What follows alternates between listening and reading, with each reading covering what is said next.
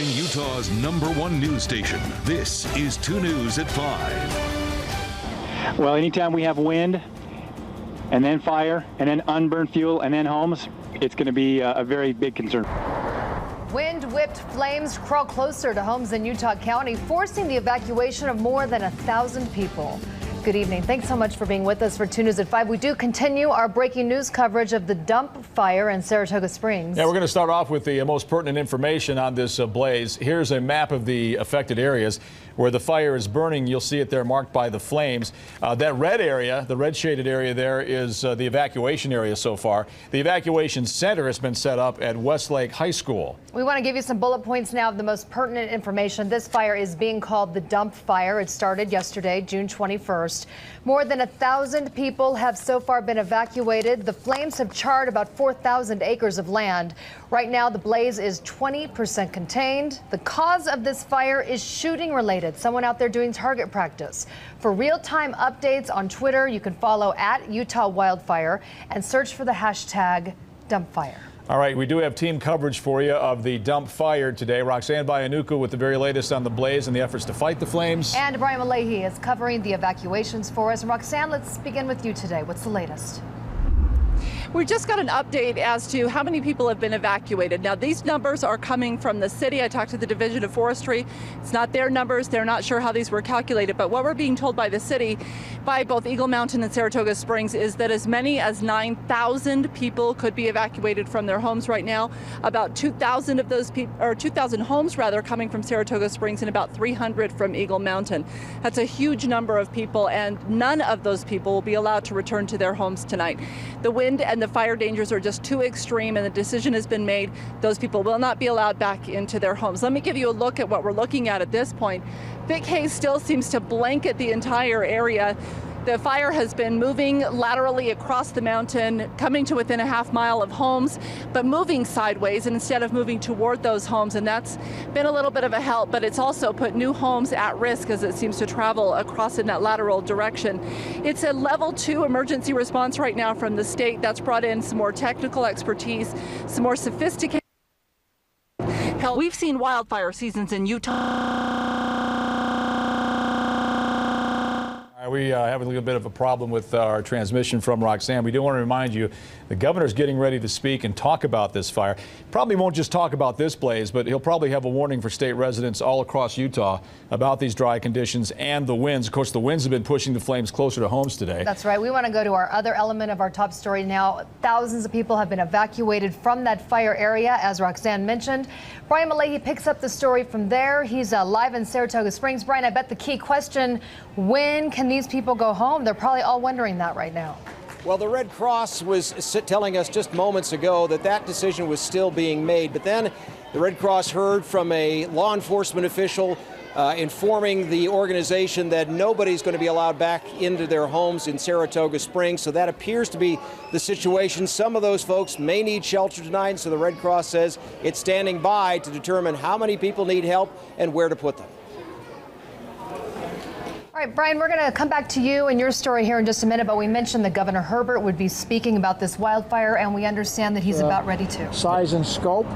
There's a lot of people involved in here from the local firefighters, the local communities here, our public safety from the state. It goes up and down the Wasatch Front, and we actually have people who are, in fact, from out of state here helping with this firefighting effort. Governor, do you plan to institute any kind of a fire ban in light of the situation that you're facing this summer? Well, I just got off a conference call, in fact, with the cities and the counties. We've got them together, and we've, in fact, are calling upon the counties and the cities to look at their ordinances to, in fact, put into place a ban on fireworks so that there will be no use of fireworks. We want them to be a local control issue, but a ban on fireworks until this significant fire hazard passes. We don't have the ability on a statewide basis to do it, but I believe the cities and the counties have the ability through their own police power, through ordinance, to in fact restrict the use of fireworks, and so we're asking them to do that. What about After target talking shooting? to your people right now, Governor, I know you've had a number of conferences with some of the high officials who are leading this right now. What are they saying? How confident are you as far as them getting this out and getting it out quickly? I'm confident everything that can be done is being done. and there's a significant effort. This is a tough fire to fight, just because of the mountains and the valleys, the hills. The wind is really causing havoc. That's the problem. And so when you think you have it contained, it's jumping roads, 25 and 30-foot gaps. We're trying to contain it, but we're now at 4,000 acres, and we've evacuated about 8,000 people. And so this is a significant effort here to contain the fire. We'll have more people on the scene tomorrow, and I believe we will, in fact, get it contained.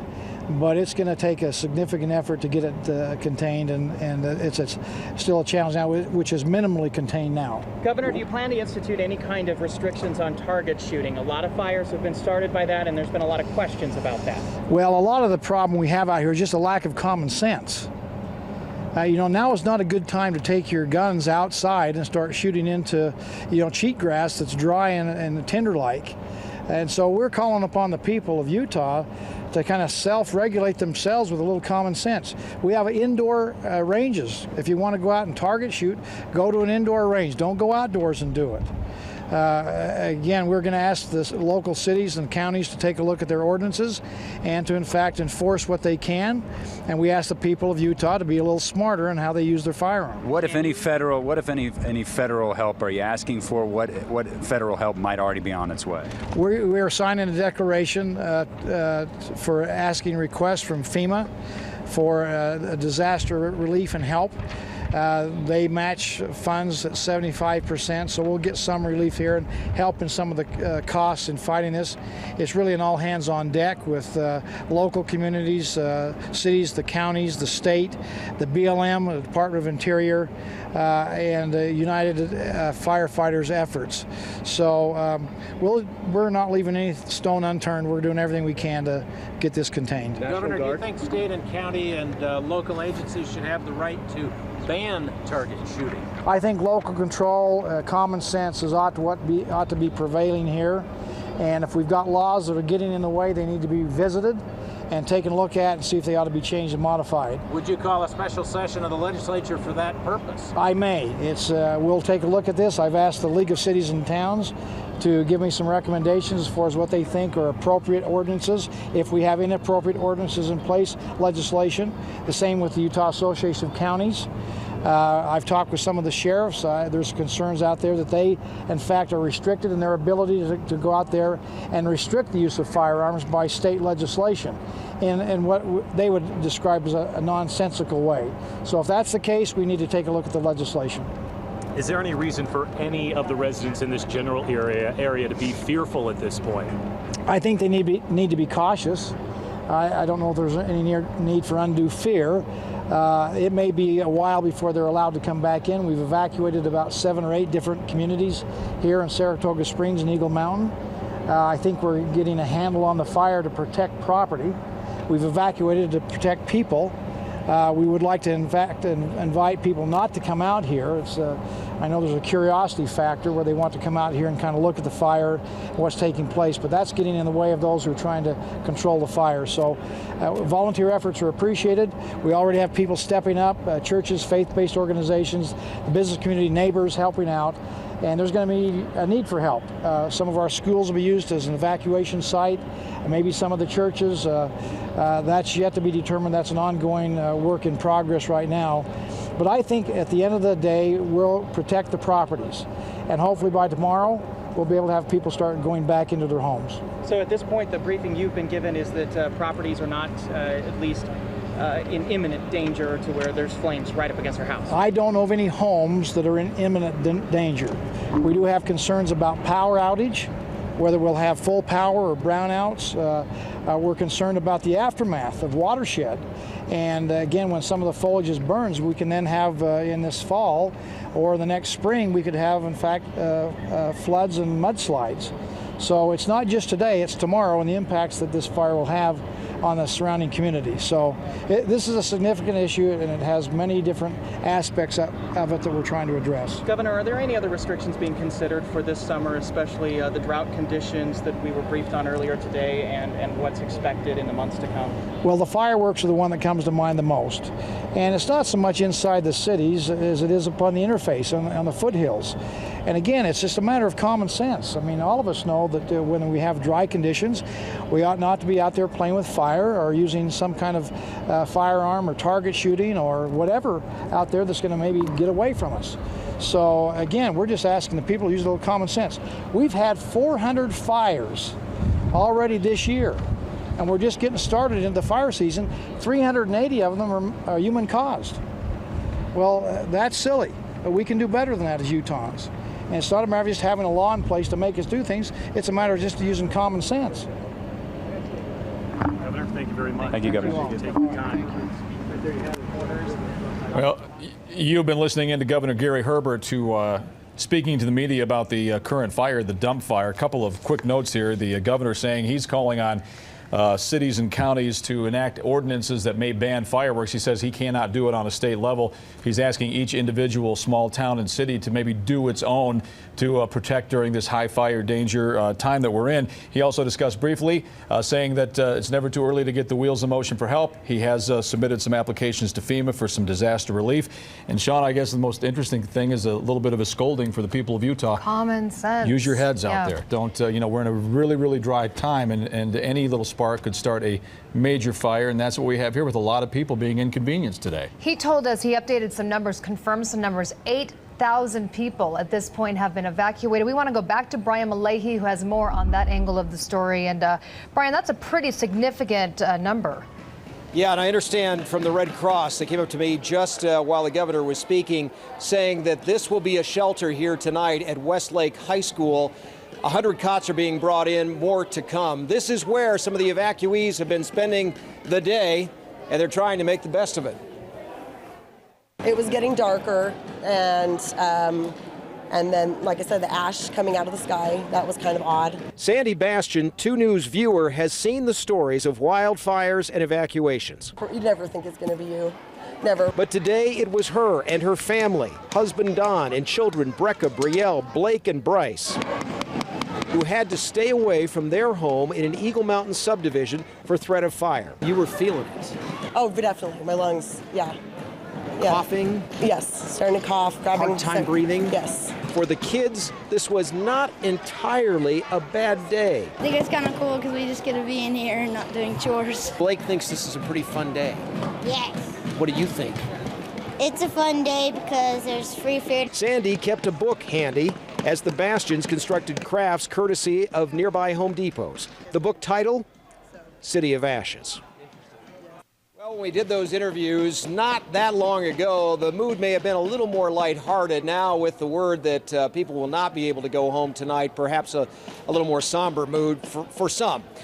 There is food here. There is some help from Red Cross volunteers. Cots are coming in. There will be a shelter here tonight at Westlake High School. Mark, Shauna, back to you. All right, Brian, thanks so much. Utah leaders a little bit concerned about the dump fire that's burning right now in Saratoga Springs. Chris Jones is there right now, speaking with some of them a little earlier. And what did you talk about, and what did they have to say? Well, we Chris? talked with Representative Jason Chaffetz, and we also talked with Mayor Mia Love just moments ago. In fact, they were across the street at an elementary school. They sat through a briefing with Governor Herbert, who you heard from just moments ago, as well as other fire leaders and the other people who are keeping an eye on this fire. They basically echo what the governor is saying. They're saying, use your head.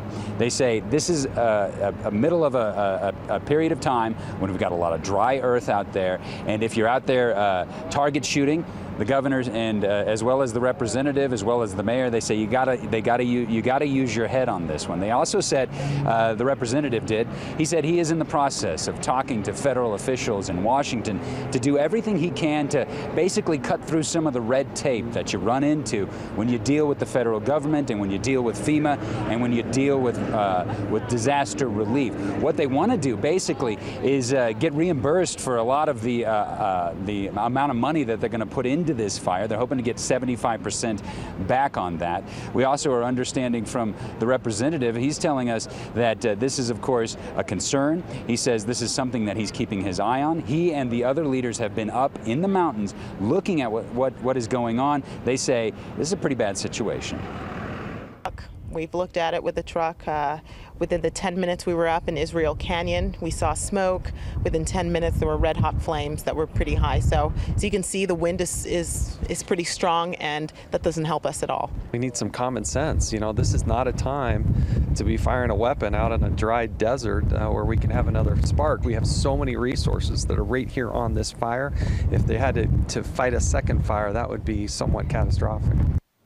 Yeah, and that's one of the points that he wanted to make, that if indeed something flares up or sparks up somewhere else in the state, all the resources that are on this fire, they would have to break some of those off. If they had to break some of those resources off of this fire, then the firefighting efforts would be damaged. They may not be able to get resources out to another fire if indeed it started. They were talking earlier about containment. They said 20% of this fire was contained yesterday. And what that basically means is that they've got a fire line around 20% of the fire. It doesn't mean that 20% of the fire is out. But when the fire flared up this morning, all of that was moot. They have no idea at this point how much of the fire is contained, if any, because we're talking about thousands of acres at this point that are currently burning. State representatives, federal representatives, city mayors, all here in an effort to try and reassure people of some pretty concerning moments right here in Saratoga Springs and Eagle Mountain. Back to you. All right, Chris, thanks. All right, let's recap with the newest numbers we have. Some of the numbers coming just as the governor was speaking. It is, of course, called the dump fire because it started near the dump in Saratoga Springs. It's burning in Utah County, started on June 21st. The latest numbers we have on evacuations, 8,000 people, according to the governor. 4,000 acres have burned so far. Containment is set right now at about 20%. The cause of the fire believed to be some target practice, some target shooting going on in the area. For real-time updates on Twitter, you can go to @UtahWildfire, search for the hashtag dumpfire. We'll have all the very latest information for you there. You can follow it on social media.